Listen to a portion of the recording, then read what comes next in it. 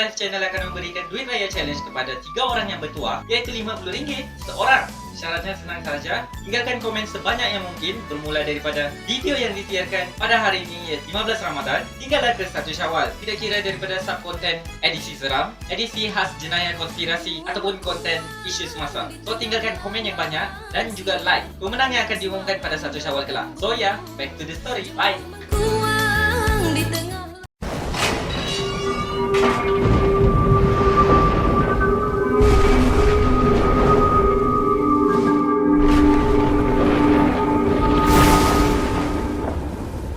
Assalamualaikum warahmatullahi wabarakatuh. Salam sejahtera.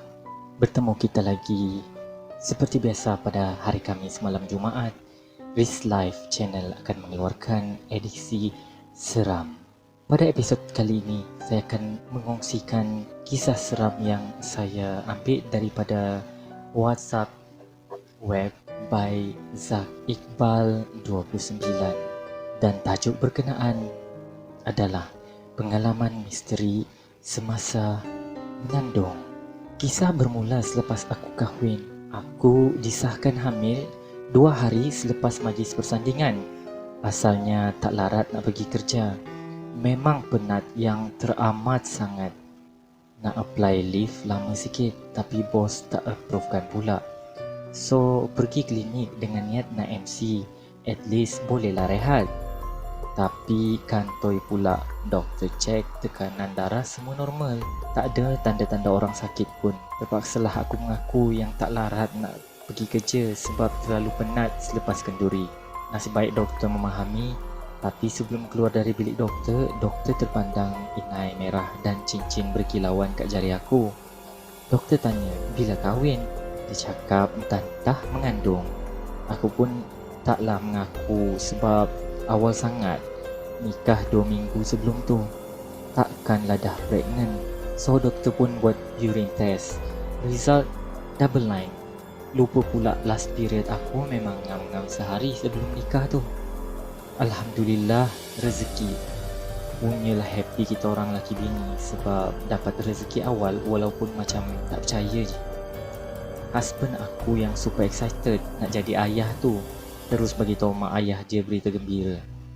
Bukan main, banyak pantang larang ayah mentua aku bagi.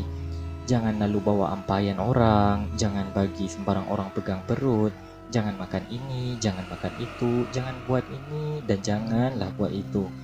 Aku dengar je lah, sebab kali pertama memang tak tahu apa-apa. Bermulalah kehidupan sebagai isteri dan bakal ibu. Untuk pengetahuan semua, ayah mentua aku ada kebolehan mengubat orang. Since husband aku kecil sampai sekarang, boleh kata setiap hari ada orang datang untuk berubat.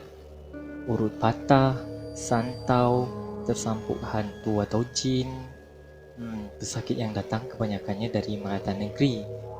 So, memang selalu dia pesan ke aku, mengandung anak pertama ni banyak orang berminat. Aku tak faham. Ingatkan bila mengandung anak pertama muka berseri-seri lah kot. Itu yang ada ramai peminat. So aku angguk-anggukkan je. Setiap malam sebelum tidur, husband aku akan baca doa Nabi Musa untuk mengelak sihir dan ilmu hitam.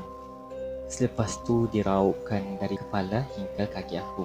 Kisah ni jadi masa aku pregnant dalam 4 bulan macam tu. Belakang kawasan rumah aku sebelum ni hutan, tak ada penempatan. Nak dijadikan cerita, kawasan tu dibeli oleh siapa aku tak tahu. Tapi yang pastinya diorang nak bangunkan kawasan perumahan mewah kat situ. So bermulalah kerja-kerja construction.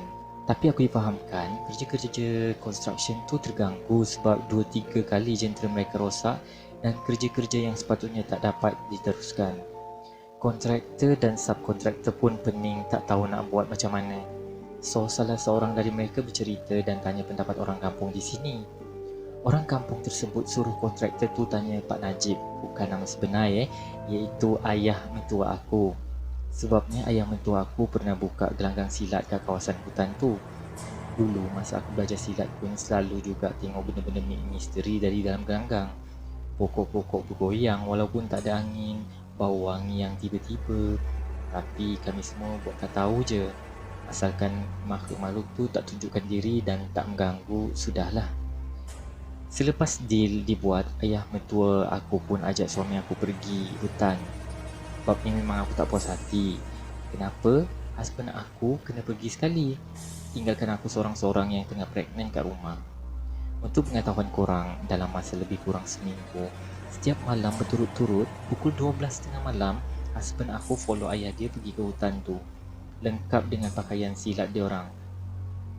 Menurut husband aku, dia dan ayah dia buat solat hajat di sana tiap malam. Dan selepas selesai, dia tak diberi buka mata, tapi dia dapat rasakan yang dia dikelilingi oleh ramai orang. Macam orang-orang kampung, dia bagi tahu yang ayah dia berunding dengan orang-orang kampung kat situ supaya berpindah, sebab tempat tu akan dijadikan penempatan manusia. Selepas seminggu berunding, akhirnya mereka bersetuju dan kerja-kerja construction tu pun dapat dijalankan semula. Sekarang dah naik apartmen mewah kat situ dan dah ada ramai orang tinggal pun. Itu kisah husband aku yang follow ayah dia pergi berunding.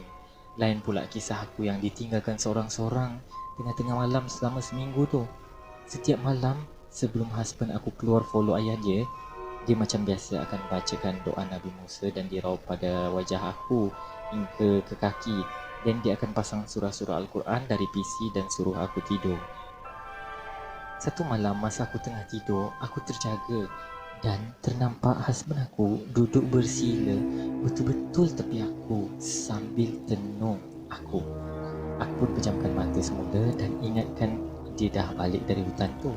Tiba-tiba masa separuh sedar dan nak sambung tidur balik tu, aku teringat baju yang dia pakai tu macam pelik je, berjubah dan berserban putih. Terus aku buka mata cepat-cepat tapi tak ada siapa. Tersirap darah aku, macam nak gugur jantung dia buatnya. Serius takut gila weh, rasa nak nangis. Tapi tak guna sebab tak ada siapa boleh tolong aku masa tu. Nak lari pun tak tahu nak ke mana. Pagi-pagi buta macam tu, dan bila masa aku tertidur balik pun aku tak sedar. Esoknya aku cerita kat husband aku, dia just cakap ada orang yang tolong jaga sayang tu masa abang pergi buat kerja. Bersahaja je jawapan dia tu, macam tak ada apa je. Bengang aku. Aku yang melaluinya dah kecut perut masa tu. Cis. Hari kedua terakhir rundingan tu, aku terjaga lagi masa tidur. Maybe dah pagi buta masa tu, bila aku terdengar suara lelaki betul-betul kat telinga kanan aku. Assalamualaikum. Aku automatik buka mata sebab terkejut. Pandang kiri aku, husband aku tengah tidur berpenatan. Tak sampai hati pula nak kejut. Maybe dia baru balik dari hutan tu. Aku terus tutup muka dengan selimut sampai pagi. Esoknya aku cerita lagi ke husband aku sambil marah-marah dia, sebab dia lah punca aku kena kacau. Dia boleh selamba jawab dengan muka tak rasa bersalah langsung. Ada orang bagi salam, jawab je lah. Memang aku amin satu badan sebab tak kelakar langsung dan terus membebel-bebel non-stop. Rasakan. Pernah sekali aku kerja petang. Selepas solat subuh dan husband aku dah pergi kerja, aku sambung tidur balik. Konon-konon bolehlah bangun lewat sikit. Tiba-tiba masa tengah tidur tu ada suara lelaki yang kuat panggil nama aku.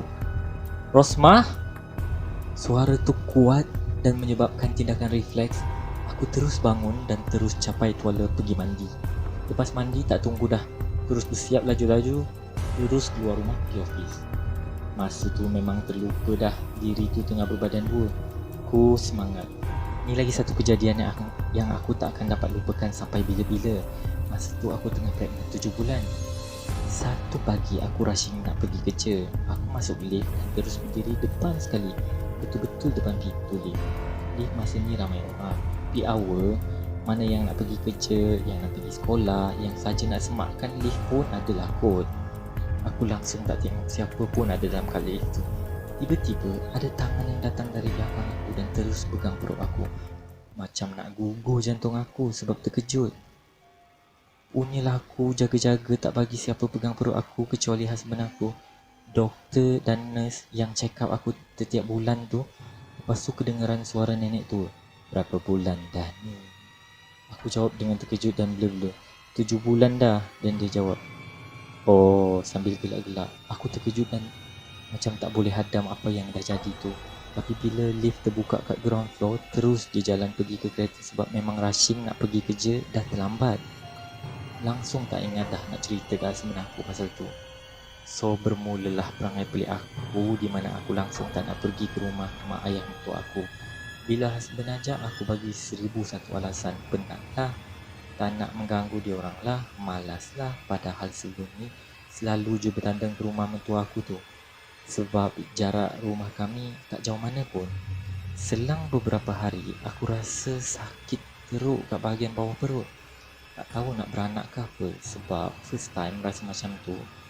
Sampai menitik air mata, tahan sakit. Duduk tak tahan, baring tak tahan, berdiri, berjalan semua tak tahan.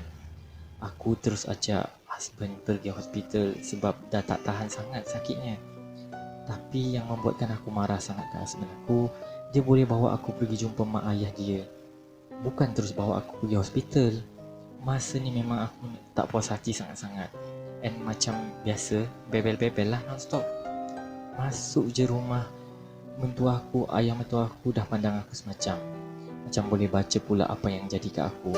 Lepas husband aku cerita lebih kurang kat dia pasal sakit aku tu, dia terus suruh husband aku baring dan dia bacakan ayat-ayat suci Al-Quran sambil tekan tepi perut aku. Sakitnya Tuhan je tahu. Keluar air mata aku juga masa tu. Dan lepas beberapa minit dah hilang pula sakit tu. Baby siap tendang tangan atuk dia. Ayah mentua aku kata, ada benda-benda pelik ke yang jadi baru-baru ni? Aku cerita pasal kejadian dalam lift tu dan dia cakap, kan betul abah dah cakap, ngandung anak pertama memang ada orang minat. Belum masa lagi ni, mana boleh keluar, ada benda mengacau tu. Lepas kejadian tu, aku pun disuruh mandi limau untuk buangkan segala makhluk-makhluk yang cuba nak mengganggu aku dan baby. Aku selamat bersalin anak pertama aku masa usia kandungan 40 minggu 1 hari. Alhamdulillah.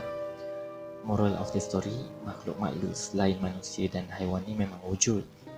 Kita kena selalu percaya kewujudan mereka, tapi jangan terlalu takut dan jangan pula terlalu berani. Anggap je dia pun makhluk Tuhan yang sama-sama menumpang di bumi Allah ini. Baiklah guys, itu sahaja perkongsian saya pada minggu ini. Dan saya tahu memang agak pendek dan tidak agak menyeramkan, tapi diharap boleh menjadi pengajaran dan juga pedoman kepada kita di luar sana, dan juga boleh menyampaikan mesej-mesej yang positif kepada orang sekeliling. Okay, so jangan lupa untuk komen, like, share dan subscribe my channel. Okay, Riz Live. Dan selamat berjumpa lagi di minggu hadapan dalam edisi Seram Riz Live. Thank you for watching. Jangan lupa untuk subscribe dan juga turn on your notification di bawah untuk next video. Stay tuned. Bye.